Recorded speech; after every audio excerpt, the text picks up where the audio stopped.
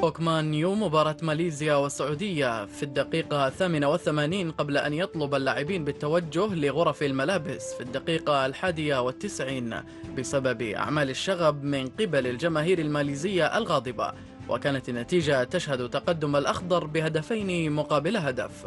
بداية المباراة لم تكن قوية، وكان الأخضر يبحث عن هدف في الشوط الأول، وهذا ما لم يتحقق بسبب تكتل كبير للاعبي المنتخب الماليزي أمام مرماهم لينتهي الشوط الأول سلبيا.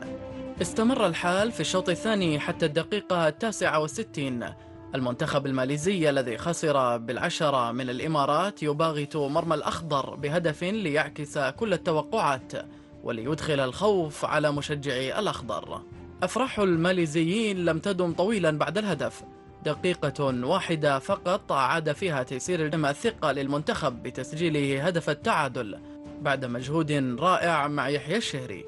بعدها بدقيقتين وتحديدا في الدقيقة 72 ياسر الشهراني يرسل عرضية مثالية للسهلاوي، والذي حل الصعاب بإحراز الهدف الثاني للأخضر برأسية جميلة، وبات السهلاوي أول لاعب في تاريخ المنتخب السعودي يسجل هدفا في 6 مباريات دولية متتالية، حيث أن الرقم السابق كان مسجلا باسم سعيد العويران وطلال المشعل ب5 مباريات متتالية.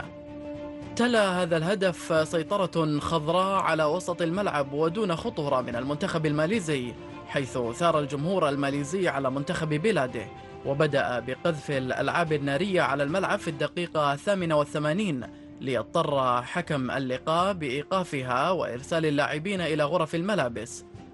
وشوهد رئيس الاتحاد السعودي أحمد عيد وهو يوثق ما حدث في أرض الميدان بهاتفه أكثر من نصف ساعة، والحكم لم يقرر سوى مهلة للاتحاد الماليزي إما إكمال اللقاء بدون جمهور أو إنهائها.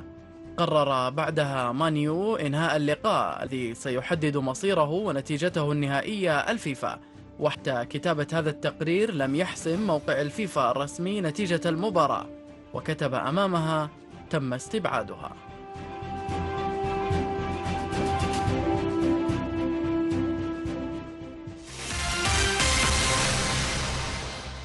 ترتيب فرق